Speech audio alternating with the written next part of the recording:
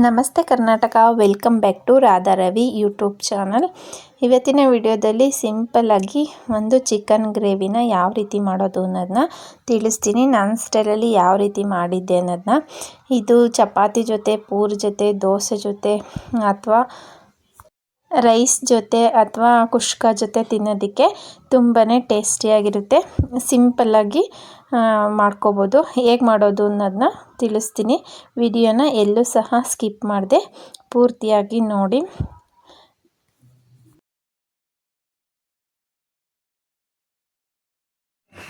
ಇದಕ್ಕೆ ನಾನು ಒಂದು ಅರ್ಧ kg ಆಗೋಷ್ಟು ಚಿಕನ್ನ ತಗೊಂಡಿದ್ದೀನಿ. ನೆಕ್ಸ್ಟು ಒಂದು ಸ್ವಲ್ಪ ಕೊತ್ತಂಬರಿ ಮತ್ತು ಪುದೀನ ಸೊಪ್ಪು, ನೆಕ್ಸ್ಟು ಒಂದೆರಡು ಈರುಳ್ಳಿ, ಒಂದೆರಡು ಟೊಮೊಟೊ, ಸ್ವಲ್ಪ ತೆಂಗಿನಕಾಯಿ, ಒಂದು 4 ಹಸಿಮೆಣಸಿನ್ಕಾಯಿ, 1 ಇಂಚು ಶುಂಠಿ, ಒಂದು 10 ಬೆಳ್ಳುಳ್ಳಿ ಹೆಸಲು, ಮತ್ತು ನಾನು ಗೋಡಂಬಿ ಮತ್ತು ಗಸಗಸೆನ ನೆನೆಸಿಟ್ಕೊಂಡಿದ್ದೀನಿ. ಇವಾಗ ಫಸ್ಟು ಮಸಾಲೆನ ರೆಡಿ ಮಾಡ್ಕೊಳ್ಳೋಣ. ಅದಕ್ಕೆ ಶುಂಠಿ, ಬೆಳ್ಳುಳ್ಳಿ, ಹಸಿಮೆಣಸಿನ್ಕಾಯಿ, ತೆಂಗಿನಕಾಯಿ ಮತ್ತು ನಾವು ನೆನೆಸಿಟ್ಟಿರ್ತೀವಲ್ಲ ಗೋಡಂಬಿ ಮತ್ತು ಗಸಗಸೆ ಅದನ್ನು ಹಾಕ್ಕೊಂಡು ಒಂದು ಸ್ವಲ್ಪ ಕೊತ್ತಂಬರಿ ಸೊಪ್ಪು ಮತ್ತು ಪುದೀನ ಸೊಪ್ಪನ್ನು ಸಹ ಇದಕ್ಕೆ ಹಾಕ್ಕೊಂಡು ಒಂದು ಸ್ವಲ್ಪ ಚಕ್ಕೆ ಲವಂಗ ಮತ್ತು ಒಂದು ಏಲಕ್ಕಿನ ಹಾಕ್ಕೊಂಡು ನೈಸಾಗಿ ಪೇಸ್ಟ್ ಮಾಡ್ಕೋಬೇಕು. ತುಂಬ ನೈಸಾಗಿ ಪೇಸ್ಟ್ ಮಾಡ್ಕೊಳ್ಳಿ. ತುಂಬ ನೈಸಾಗಿ ಪೇಸ್ಟ್ ಮಾಡ್ಕೊಳೋದ್ರಿಂದ ಟೇಸ್ಟು ಚೆನ್ನಾಗಿ ಬರುತ್ತೆ. ನೋಡಿ, ನಾನು ಈ ಥರ ನೈಸಾಗಿ ಪೇಸ್ಟ್ ಮಾಡಿ ಇಟ್ಕೊಂಡಿದ್ದೀನಿ. ತುಂಬ ನುಣ್ಣಗೆ ರುಬ್ಕೋಬೇಕು. ಇದಕ್ಕೆ ಈರುಳ್ಳಿ, ಟೊಮೊಟೊ ಎಲ್ಲ ಏನೂ ಹಾಕೋದು ಬೇಡ, ಒಗ್ಗರಣೆಗೆ ಹಾಕ್ಕೊಂಡ್ರೆ ಸಾಕು. ಇಷ್ಟನ್ನು ಹಾಕ್ಕೊಂಡು ಈ ಪೇಸ್ಟನ್ನು ರೆಡಿ ಮಾಡಿ ಇಟ್ಕೊಳ್ಳಿ. ನೆಕ್ಸ್ಟು ಬಾಣಲಿನ ಬಿಸಿಗಿಟ್ಟು ಅದಕ್ಕೆ 1-2 ಸ್ಪೂನಷ್ಟು ಎಣ್ಣೆ, 1 ಸ್ಪೂನು ತುಪ್ಪ ಹಾಕ್ಕೊಂಡಿದ್ದೀನಿ. ನಿಮಗೆ ತುಪ್ಪ ಬೇಡ ಅಂತಂದರೆ ಸ್ಕಿಪ್ ಮಾಡ್ಬೋದು. ನಾನಿಲ್ಲಿ ಹಾಕ್ಕೊಂಡಿದ್ದೀನಿ. ನೆಕ್ಸ್ಟು ಅದಕ್ಕೆ ಸ್ವಲ್ಪ ಮೇಥಿ, 1 ಪಲಾವ್ ಎಲೆನ ಹಾಕ್ಕೊಂಡು ಸ್ವಲ್ಪ ಹೊತ್ತು ಫ್ರೈ ಮಾಡಿ. ನೆಕ್ಸ್ಟು 1-2 ಕಟ್ ಮಾಡಿರ್ತಕ್ಕಂಥ ಹಸಿಮೆಣಸಿನ್ಕಾಯಿ ಹಾಕ್ಕೊಳ್ಳಿ, ಖಾರಕ್ಕೆ ಎಷ್ಟು ಬೇಕೋ ಅಷ್ಟು. ನೆಕ್ಸ್ಟ್ ಈರುಳ್ಳಿನ ಹಾಕ್ಕೊಂಡು ಈರುಳ್ಳಿದು ಕಲರ್ ಚೇಂಜ್ ಆಗೋವರೆಗೂ ಸ್ವಲ್ಪ ಫ್ರೈ ಮಾಡಿ. ನೆಕ್ಸ್ಟು ಈರುಳ್ಳಿ ಫ್ರೈ ಆದಮೇಲೆ ಟೊಮೊಟೊನ ಹಾಕ್ಕೊಂಡು ಟೊಮೊಟೊನೂ ಸಹ ಸಾಫ್ಟ್ ಆಗೋವರೆಗೂ ಸ್ವಲ್ಪ ಹೊತ್ತು ಫ್ರೈ ಮಾಡಬೇಕು. ಟೊಮೊಟೊ ಮತ್ತು ಈರುಳ್ಳಿ ಚೆನ್ನಾಗಿ ಬೇಯಬೇಕು.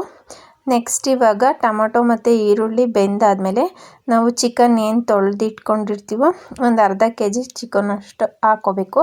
ನಾನು ಆವಾಗಲೇ ಸ್ವಲ್ಪ ಜಾಸ್ತಿ ತೋರಿಸಿದೆ ಚಿಕನ್ನು, ಅದು ನಾನು ಬಿರಿಯಾನಿಗೂ ಒಟ್ಟಿಗೆ ತೋರಿಸಿದ್ದಷ್ಟೇ. ಅದು ಬಿರಿಯಾನಿಗೆ ಸ್ವಲ್ಪ ತಕ್ಕೊಂಡೆ, ಇದಕ್ಕೆ ಒಂದು ಅರ್ಧ kg ಅಷ್ಟು ನಾನು ಹಾಕ್ಕೊಂಡಿದ್ದೀನಿ ಅಷ್ಟೇ. ಸೊ ಹಾಗಾಗಿ ಚಿಕನ್ ಹಾಕ್ಕೊಂಡ್ಮೇಲೆ ಸ್ವಲ್ಪ ಅದು ಒಗ್ಗರಣೆ ಎಲ್ಲ ಚಿಕನ್ಗೆ ಹಿಡಿಬೇಕಲ್ಲ, ಅಲ್ಲಿವರೆಗೂ ಸ್ವಲ್ಪ ಮಿಕ್ಸ್ ಮಾಡಿಕೊಂಡು ಇವಾಗ ರುಚಿಗೆ ತಕ್ಕಷ್ಟು ಉಪ್ಪನ್ನು ಹಾಕ್ಕೊಳ್ಳಿ. ಆದಷ್ಟು ಸ್ವಲ್ಪ ಕಲ್ಲುಪ್ಪನ್ನು ಹಾಕ್ಕೊಳ್ಳಿ. ನೆಕ್ಸ್ಟು ಸ್ವಲ್ಪ ಅರಿಶಿಣದ ಪುಡಿನ ಹಾಕ್ಕೊಂಬಿಟ್ಟು ಚೆನ್ನಾಗಿ ಮಿಕ್ಸ್ ಮಾಡ್ಕೋಬೇಕು. ಆ ಉಪ್ಪು ಮತ್ತು ಅರಿಶಿಣ ಎಲ್ಲ ಮಿಕ್ಸ್ ಆಗಬೇಕು, ಅಲ್ಲಿವರೆಗೂ ಸಹ ಮಿಕ್ಸ್ ಮಾಡ್ಕೊಳ್ಳಿ. ಮಿಕ್ಸ್ ಮಾಡಿಕೊಂಡು ಒಂದು 5 ನಿಮಿಷ ಹಾಗೆ ಬಿಡಿ. ಚಿಕನಲ್ಲಿರೋ ನೀರೆಲ್ಲ ಬಿಟ್ಕೋಬೇಕು, ಅಲ್ಲಿವರೆಗೂ ಸಹ ಫ್ರೈ ಮಾಡ್ಕೊಳ್ಳಿ. ನೋಡಿ, ನೆಕ್ಸ್ಟು ಚಿಕನಲ್ಲಿ ಇರುತ್ತಲ್ಲ ನೀರಿನ ಅಂಶ ಇದೆಲ್ಲ ಬಿಟ್ಕೊಂಡಿದೆ. ಈ ಥರ ನೋಡಿ ಎಷ್ಟೊಂದು ನೀರಿದೆ.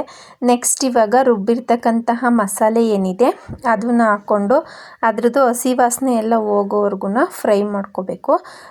ಚೆನ್ನಾಗಿ ಮಿಕ್ಸ್ ಮಾಡ್ಕೊಳ್ಳಿ. ಚಿಕನ್ಗೆ ಆ ಮಸಾಲೆ ಎಲ್ಲ ಹಿಡ್ದಷ್ಟು ಸಹ ಟೇಸ್ಟು ತುಂಬಾ ಚೆನ್ನಾಗಿ ಬರುತ್ತೆ, ಚೆನ್ನಾಗಿರುತ್ತೆ ಗ್ರೇವಿ. ಇದು ಗೋಡಂಬಿ ಎಲ್ಲ ಹಾಕಿರೋದ್ರಿಂದ ತಿಕ್ನೆಸ್ಸು ಸಹ ಜಾಸ್ತಿನೇ ಬರುತ್ತೆ ಅಂತ ಹೇಳ್ಬೋದು. ಗೋಡಂಬಿ ಹಾಕೋದ್ರಿಂದ ನಾವು ಯಾವುದೇ ಒಂದು ಐಟಮ್ಗೆ ಹಾಕಿದ್ರೂ ಗ್ರೇವಿ ಎಲ್ಲ ಗಟ್ಟಿಯಾಗಿ ಬರುತ್ತೆ. ನೆಕ್ಸ್ಟ್ ಇವಾಗ ನಾನು ಖಾರದ ಪುಡಿನ ಹಾಕ್ಕೊತಾ ಇದ್ದೀನಿ ಮತ್ತು ಸ್ವಲ್ಪ ಧನಿಯಾ ಪುಡಿ. ಧನಿಯಾ ಪುಡಿ ಅಂದರೆ ನಾವು ಈ ಮಟನ್ನು ಚಿಕನ್ಗೆ ಹಾಕೋದಕ್ಕೆಲ್ಲ ಮಾಡ್ತೀವಲ್ಲ ಆ ಮಸಾಲೆನ ಹಾಕ್ಕೊತಾ ಇದ್ದೀವಿ. ನಾನು 1 ಸ್ಪೂನಷ್ಟು ಹಾಕ್ಕೊಂಡಿದ್ದೀನಿ. ಇಲ್ಲಿ ಹಾಕ್ಕೊಂಡು ಎಲ್ಲ ಚೆನ್ನಾಗಿ ಮಿಕ್ಸ್ ಮಾಡ್ಕೊಂಬಿಟ್ಟು ಮಸಾಲೆ ಎಲ್ಲ ಮಿಕ್ಸ್ ಆದಮೇಲೆ ಇವಾಗ ಕನ್ಸಿಸ್ಟೆನ್ಸಿ ನೋಡಿಕೊಂಡು ನಿಮಗೆ ಯಾವ ರೀತಿ ಬೇಕೋ ಆ ರೀತಿಗೆ ನೀರನ್ನು ಅಡ್ಜಸ್ಟ್ ಮಾಡ್ಕೊಳ್ಳಿ. ನಾನಿಲ್ಲಿ ಸ್ವಲ್ಪ ಅಂದರೆ ಚಿಕನ್ ಎಲ್ಲ ಬೇಯಬೇಕಲ್ಲ, ಹಾಗಾಗಿ ಸ್ವಲ್ಪ ಜಾಸ್ತಿನೇ ನೀರು ಹಾಕಿದ್ದೀನಿ. ನಿಮಗೆ ಕೆಲವ್ರಿಗೆ ಗಟ್ಟಿ ಇರಬೇಕು ಅನಿಸುತ್ತೆ, ಕೆಲವ್ರಿಗೆ ತೆಳು ಇದ್ರೂ ನಡೆಯುತ್ತೆ. ಇವಾಗ ಕುಷ್ಕಾಗೆಲ್ಲ ಅಂತಂದರೆ ಸ್ವಲ್ಪ ಕಲಿಸ್ಕೊಂಡು ತಿನ್ನೋದಕ್ಕೆ ತೆಳುನೇ ಇರಬೇಕಲ್ಲ. ನಾನು ಬಿರಿಯಾನಿ ಮಾಡಿದ್ದೆ, ಅದ್ರ ಜೊತೆ ಸೈಡಾಗಿ ಮಾಡಿದ್ದೆ. ಸ್ವಲ್ಪ ಗಟ್ಟಿನೇ, ಅಂದರೆ ತುಂಬ ಗಟ್ಟಿನೂ ಇರಲಿಲ್ಲ, ತುಂಬ ತೆಳುವಾಗೂ ಇರಲಿಲ್ಲ, ಆ ಥರ ಮಾಡಿದ್ದೆ. ನೋಡಿ, ಅದಾದಮೇಲೆ ಒಂದು 5 ನಿಮಿಷ ಬೇಯಿಸಿದ್ರೆ ಚಿಕನ್ ಗ್ರೇವಿ ರೆಡಿಯಾಗಿರುತ್ತೆ. ನೋಡಿ ಎಷ್ಟು ಚೆನ್ನಾಗಿ ಬಂದಿದೆ. ಲಾಸ್ಟಿಗೆ ಸ್ವಲ್ಪ ಕೊತ್ತಂಬರಿ ಮತ್ತು ಪುದೀನ ಸೊಪ್ಪು ಹಾಕಿ ಮಿಕ್ಸ್ ಮಾಡಿಕೊಂಡ್ರೆ ರುಚಿಯಾದಂತಹ ಟೇಸ್ಟಿಯಾದಂತಹ ಚಿಕನ್ ಗ್ರೇವಿ ತಿನ್ನಲು ಸಿದ್ಧ ಆಗುತ್ತೆ. ನೋಡಿ ಎಷ್ಟು ಚೆನ್ನಾಗಿ ಆ ಸ್ಟ್ರಕ್ಚರ್ ಎಲ್ಲ ತುಂಬಾ ಚೆನ್ನಾಗಿ ಬಂದಿದೆ ಅಂತ ಹೇಳ್ಬೋದು. ಚೆನ್ನಾಗಿತ್ತು. ನಮ್ಮ ಮನೆಯವರೆಲ್ಲ ತುಂಬ ಇಷ್ಟಪಟ್ಟರು. ನನ್ನ ಮಗಳಂತೂ ತುಂಬಾ ಇಷ್ಟಪಟ್ಟಳು.